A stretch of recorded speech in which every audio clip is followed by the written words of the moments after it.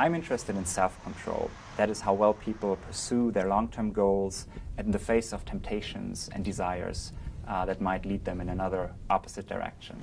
In the work I did here at the Center for Decision Research, we were looking at desire and self-control in people's daily lives. So we were interested in what kind of desires people experience, how strongly they experience these desires, where they feel that some of these desires are conflicting with important long-term goals, such as dieting and other things. And we came up with this idea of using smartphone technology, experience sampling, as it's called, to capture desire and self-control where it's happening, in the here and now, in people's everyday environments.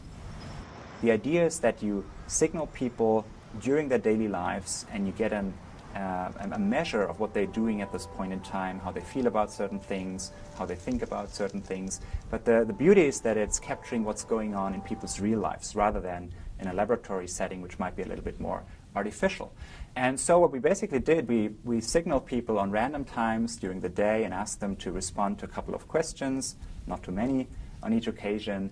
And by doing so, we would get a nice collection of what kind of desires a given person experiences, how he or she thinks about these desires, and how she or she goes about resisting these desires.